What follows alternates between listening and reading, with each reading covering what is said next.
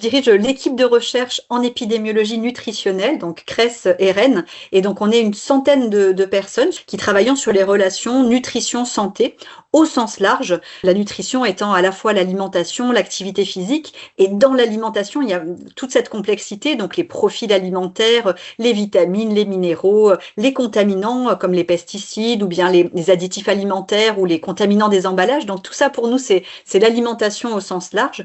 Et puis, l'activité physique et l'impact que tout cela a sur la santé. J'ai avoir une question. Si le cœur avait une assiette idéale, ce serait laquelle? L'assiette idéale dans l'état actuel des connaissances est définie grâce au Programme national nutrition santé, donc le PNNS ou plus connu sous le mangerbouger.fr. Et donc, ça serait une assiette assez riche en produits végétaux, notamment, tout le monde a entendu parler des au moins 5 portions par jour de fruits et légumes, c'est ce qu'on aimerait dans l'idéal.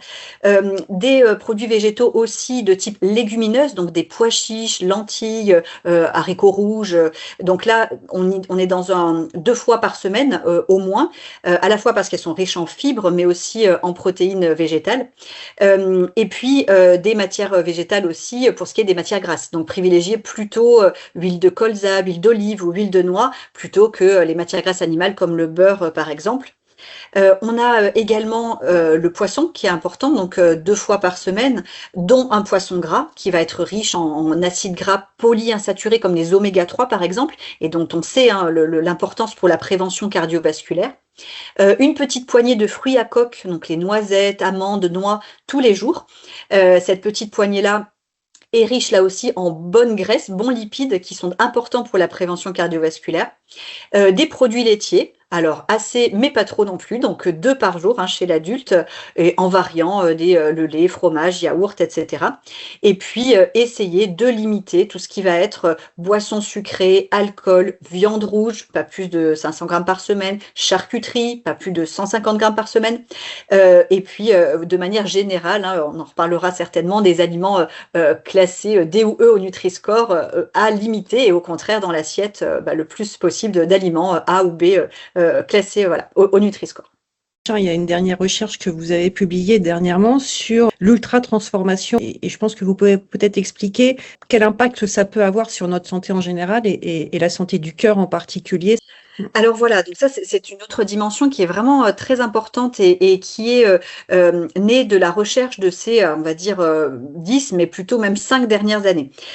Au-delà du profil vraiment nutritionnel, donc le fait de ne pas manger trop de graisses saturées, de sucre, de sel, de manger suffisamment de fibres, ça ce sont les choses pour lesquelles on sait que ça joue sur la santé et c'est ça qui est pris en compte dans le Nutri-Score. Mais au-delà de ça, on s'est aperçu que la manière dont les aliments étaient transformés avec des processus biologiques, chimiques ou physiques, et la manière dont ils étaient formulés par l'industrie agroalimentaire, donc avec l'ajout, par exemple, d'additifs de type édulcorants, émulsifiants, colorants, ou bien des arômes ou d'autres ingrédients, comme des huiles hydrogénées ou du sirop de glucose, fructose, donc tous ces ingrédients qu'on n'a pas traditionnellement dans nos cuisines, eh bien, tout ça pouvait aussi avoir un impact sur la santé, donc cette dimension d'ultra-transformation, ultra-formulation est importante aussi.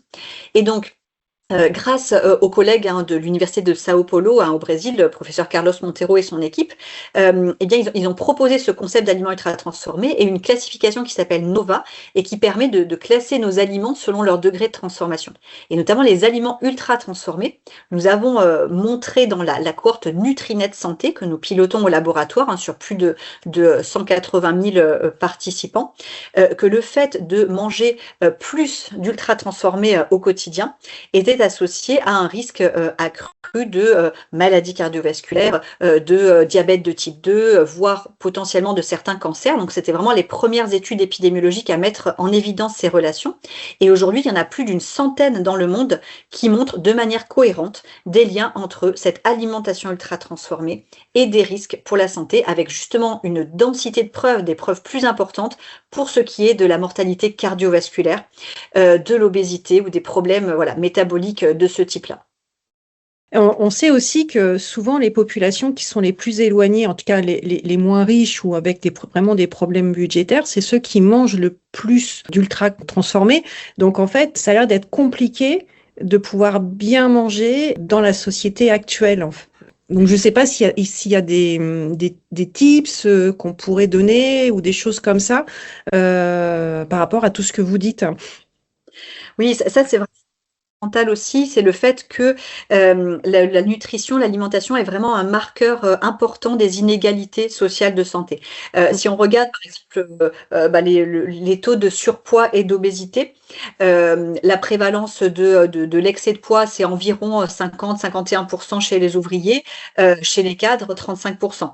Donc on est sur des inégalités importantes là ici en termes de santé qui viennent d'inégalités importantes en matière d'alimentation. Et donc il y a à la fois ce qu'on peut donner comme conseil, donc par exemple sur le site mangerbouger.fr, vous avez des rubriques sur manger à plus petit budget, et il est tout à fait possible de bien s'alimenter avec un budget limité. Par exemple, quand on parlait tout à l'heure des poissons gras une fois par semaine, eh bien les conserves de poissons, maquereaux, etc. C'est pas cher. Les légumineuses, pareil, les pois chiches, lentilles, etc. Ça fait partie des bons aliments nutritionnellement et qui sont pas forcément chers. Le fait de choisir les fruits et légumes de saison, c'est aussi moins cher que si on cherche à manger des fraises en plein hiver. Donc il y a plein de conseils comme ça qui sont à la fois bénéfiques pour notre santé, mais aussi pour la planète et compatibles avec un budget limité. Alors une fois qu'on a dit ça, attention quand même, on s'aperçoit, donc il y a une enquête par exemple de Foodwatch récente qui montrait que les produits, les conserves de légumes, des marques distributeurs, les plus bon marché, on va dire, étaient souvent celles qui rajoutaient du sucre. Donc il y a quand même des choses comme ça, de même que un point important aussi dans les recommandations, vous demandiez l'assiette idéale tout à l'heure, le fait de manger plutôt bio va permettre de limiter les résidus de pesticides dans l'alimentation. Ça fait partie aussi des recommandations du Programme national nutrition santé. Et on sait à l'heure actuelle que manger bio coûte potentiellement plus cher certaines fois. Et donc là aussi, c'est pas tout de dire aux personnes qui nous écoutent de faire ces choix-là. C'est important de les avoir en tête, mais c'est très important aussi d'agir au niveau politique de santé publique, de manière à ce que ces aliments qui sont nutritionnellement sains, pas ultra transformés et bio, soient les moins chers, les plus accessibles, afin que tout le monde puisse en profiter et au contraire, que ceux qui sont pas bons pour la santé puissent être potentiellement taxés comme les boissons sucrées à l'heure actuelle en France. D'accord. On peut peut-être revenir aussi sur le Nutri-Score. Donc, derrière le Nutri-Score, il y a votre équipe. Vous pouvez peut-être déjà expliquer comment marche le Nutri-Score vis-à-vis par rapport à la recherche, parce que c'est souvent décrié aussi. Donc, ce serait intéressant de vous entendre là-dessus, peut-être, et peut-être que je rebondirai après. Oui, l'idée du Nutri-Score, c'était qu'à l'heure actuelle, en France, en Europe, la seule information dont on dispose sur l'emballage alimentaire des produits pour faire nos choix, si on veut faire attention à notre santé, c'est les tableaux de composition pour 100 grammes en termes de sucre, de sel, etc. Et en fait, ce sont des tableaux qui sont quand même compliqués à interpréter. Au quotidien, on n'a pas envie de passer 12 heures en rayon à interpréter chaque étiquetage. Et donc l'idée du Nutri-Score était toute simple, c'était vraiment de synthétiser avec un logo en face avant des emballages toute cette qualité nutritionnelle globale des aliments. Donc il est calculé sur la base de paramètres qu'on essaye de limiter, comme par exemple donc les calories, les graisses saturées, le sel ou encore le sucre. Et à l'inverse, il y a des points dans l'autre sens pour les choses qu'on souhaite favoriser, comme la part de fruits et légumes dans l'aliment, les fibres ou la teneur en protéines. Et donc cet algorithme-là qui sous-tend le Nutri-Score a été validé par de nombreuses publications scientifiques, alors effectivement sur la cohorte Nutrinet Santé, sur les cohortes Suivimax, donc plusieurs cohortes en France, mais aussi sur des cohortes espagnoles, sur une cohorte européenne EPIC sur 10 pays. Donc il y a de nombreuses publications maintenant qui montrent que le fait de mieux manger tel que classé par le Nutri-Score est associé à moins de risques de maladies cardiovasculaires, de mortalité prématurée, de cancer, d'obésité, etc. Et on a aussi validé le format graphique de ce logo coloriel, donc 5 lettres, 5 couleurs, et on a montré qu'il était mieux compris que tous les autres logos versus lesquels donc il a été testé, à la fois en France et dans de nombreux pays, et qu'il permettait vraiment concrètement et de manière importante de modifier la qualité nutritionnelle des paniers d'achat, et donc en population générale, mais aussi notamment et encore plus dans les populations les plus défavorisées. Donc c'est vraiment un outil outil de santé publique qui a été validé maintenant par la science. Il y a plus de 150 publications qu'on peut retrouver sur le site Nutri-Score Blog, pour celles et ceux qui seraient intéressés. C'est un logo qui est maintenant utilisé en France comme logo officiel depuis 2017. Plus de 1400 marques l'ont d'ores et déjà adopté et il est utilisé dans 7 pays pour l'instant, là dans la zone Europe, et d'autres sont en train de faire la démarche pour l'adopter également.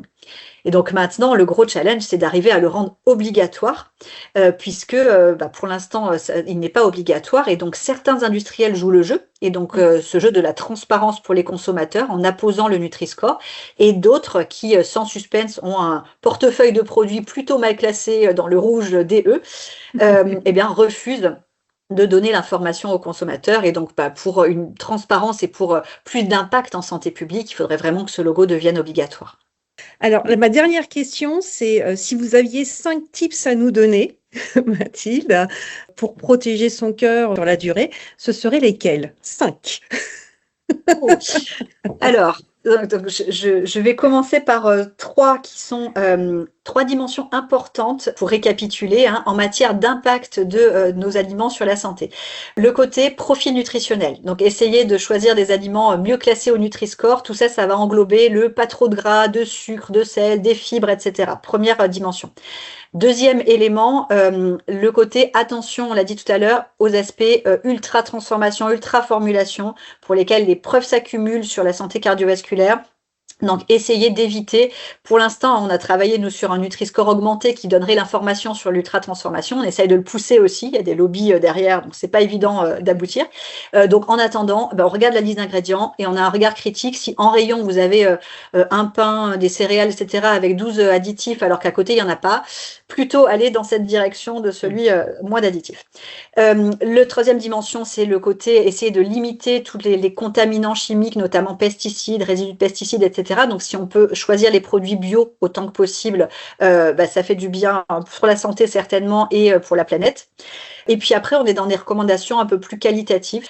Manger en pleine conscience, écouter ces signaux de faim, ces signaux de satiété. La plupart du temps, chez la plupart des gens, ils sont en place. C'est juste qu'on les écoute plus. Et on est plus influencé par le marketing, la pub, le stress, le mode de vie où on ne prend pas le temps de se poser.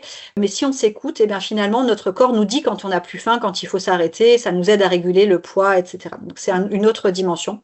Après, je ne sais pas encore si on peut faire des recommandations sur l'heure des repas, mais d'après les premiers résultats, on a l'impression que manger de manière un peu plus régulière et pas trop tard le soir avant de se coucher, avec une première prise du matin pas trop tard, semble aller dans la bonne direction. Mais là, je mets des pincettes parce que la recherche est encore en cours sur ces aspects-là. Voilà. Bon, à suivre alors. Très bien, merci beaucoup.